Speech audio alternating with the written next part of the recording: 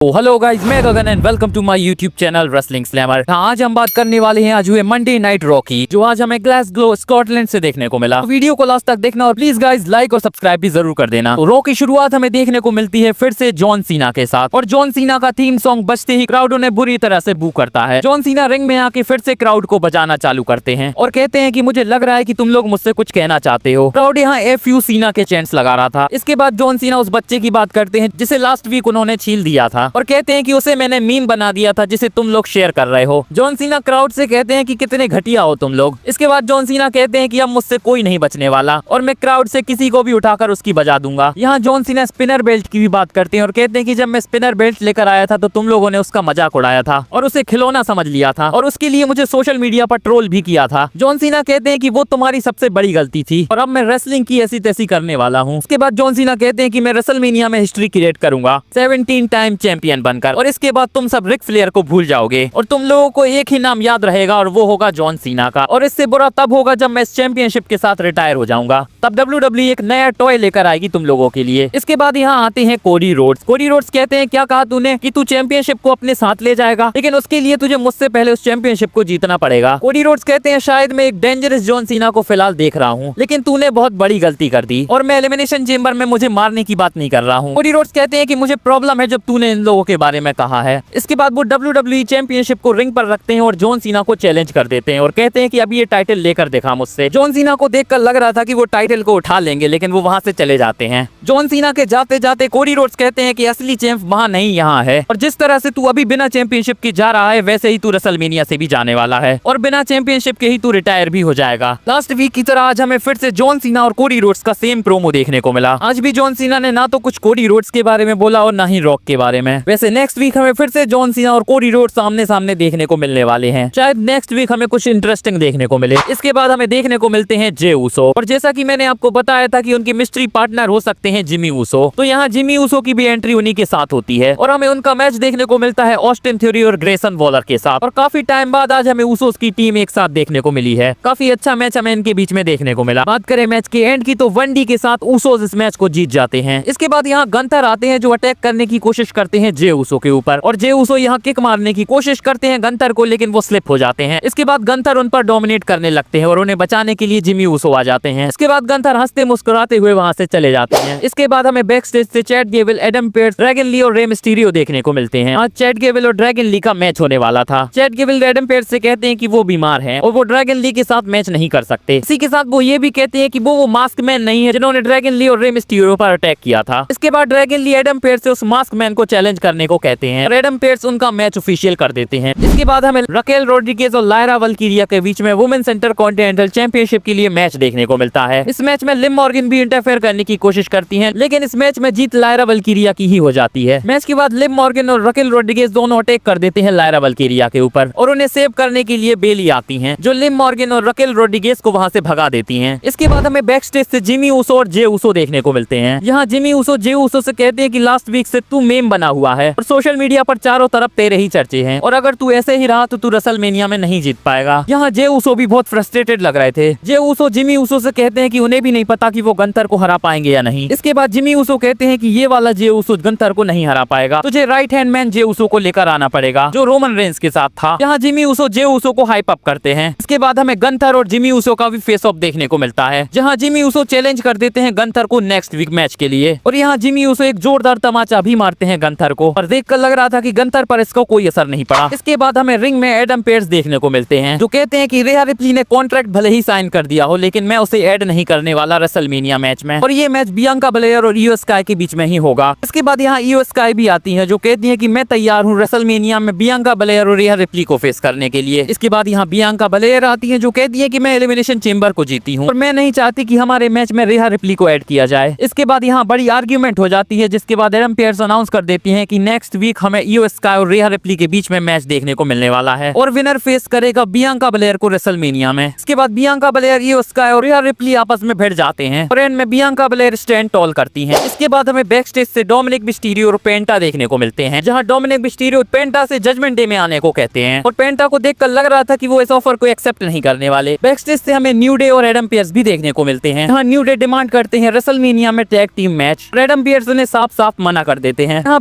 Bianca बलेयर भी आती हैं और हमें पता चलता है कि नेक्स्ट वीक रेहा रिप्ली और इयो स्काई के मैच में बियांका बलेयर स्पेशल गेस्ट रेफरी होने वाली हैं। इसके बाद हमें एल ग्रांडे अमेरिकानो और ड्रैगन ली के बीच में मैच देखने को मिलता है। देखकर लग रहा है कि चैट गेवेल के लिए WWE ने पूरा कैरेक्टर ही बना दिया है। आज WWE ने उनके नए नाम के साथ साथ एक प्रोमो भी दिखाया था जहां एल ग्रांडे अमेरिकानो की हिस्ट्री दिखाई जा रही थी। बात करें मैच की तो काफी अच्छा मैच हमें इनके बीच में देखने को मिला। मैच के एंड में हम देखते हैं जब चैट गेवेल ड्रैगन ली को अनमास्क कर देते हैं और उन्हें एंकल लॉक में फंसा लेते हैं। ड्रैगन ली अपना फेस छुपाते हुए टैप आउट कर देते हैं और इस मैच में जीत हो जाती है एल ग्रांडे अमेरिकानो की। नेक्स्ट हमें प्रोमो देखने को मिलता है सीएम पंक का। सीएम पंक कहते हैं कि मैं आज गुड मूड में नहीं हूँ और जो मुझे चाहिए वो मुझे मिल ही नहीं रहा है। इसके बाद वो कहते हैं कि मैं रॉयल रंबल जीतना चाहता था लेकिन मैं वो जीत नहीं पाया। इसके बाद मैंने एलिमिनेशन चेंबर जीतने की सोची लेकिन मैं वो भी नहीं जीत पाया उस क्राई बेबी सेथ रॉलिंस की वजह से। इसके बाद वो कहते हैं कि मेरे सामने अब दो लोग हैं जो मेरे ड्रीम को पूरा होने से मुझे रोक रहे हैं। एक सेथ रॉलिंस है जो रोए जा रहा है जब से मैं WWE में आया हूँ और एक है रोमन रेंस जिसे पता है कि उसका वाइसमैन सिर्फ उसका वाइसमैन नहीं है और शायद इसीलिए ही उससे मुझसे प्रॉब्लम हो रही है। इसके बाद सीएम पंक बताते हैं कि नेक्स्ट वीक हमें कॉन्ट्रैक्ट साइनिंग देखने को मिलने वाली है रोमन रेंस, सीएम पंक और सेथ रॉलिंस के बीच जो कि स्मैकडाउन में होगी। सीएम पंक कहते हैं कि मैं तुम दोनों को WWE में लेकर आया हूँ और रेसलमेनिया के बाद मैं तुम्हें इस बिजनेस से आउट कर दूंगा। काफी अच्छा प्रोमो आज हमें सीएम पंक की तरफ से देखने को मिला जिसे सुनकर शायद रोमन रेंस और सेथ रॉलिंस खुश नहीं होंगे। नेक्स्ट हमें शो का मेन इवेंट पेंटा और ब्रॉन बेकर के बीच में देखने को मिलता है जो कि इंटरकॉन्टिनेंटल टाइटल के लिए था और काफी खतरनाक मैच हमें इनके बीच में देखने को मिला। एक मूवमेंट पर ब्रॉन बेकर गट बस्टर भी मारते हैं जो कि काफी खतरनाक लग रहा था। पेंटा भी यहाँ मैक्सिकन डिस्ट्रॉयर लगाते हैं ब्रॉन बेकर को और जैसा कि मैंने आपको कल की वीडियो में बताया था कि इस मैच का विनर हमें क्लीन निकलते हुए नहीं दिखने वाला, तो इस मैच में भी जजमेंट डे इंटरफेयर कर देती है जिसकी वजह से मैच डिस्क्वालिफिकेशन में एंड हो जाता है। यहाँ फिन बेलर भी आते हैं और एक मूवमेंट पर लग रहा था कि फिन बेलर डोमिनिक मिस्टीरियो पर अटैक कर देंगे चेयर से, लेकिन इसके बाद वो पेंटा को चेयर से मारते हैं और हमें एंड में जजमेंट डे स्टैंड टॉल करते हुए दिखती है और इसी के साथ रॉ अफेयर चली जाती है। देखकर क्लियर लग रहा है कि WWE इंटरकॉन्टिनेंटल चैंपियनशिप के लिए मल्टी मैन मैच कराने वाली है रेसलमेनिया में, जहां हमें शायद डोमिनिक मिस्टीरियो और फिन बेलर भी देखने को मिलने वाले हैं। तो कमेंट में बताओ आपको आज की रॉ कैसी लगी। बाकी मेरी वीडियो अच्छी लगी हो तो प्लीज इसे लाइक कर दो और मेरे चैनल रेसलिंग स्लैमर को सब्सक्राइब भी कर दो और बेल आइकन को भी दबा दो ताकि मेरी वीडियो की अपडेट आप तक पहुंचती रहे। मिलते हैं नेक्स्ट वीडियो में, धन्यवाद।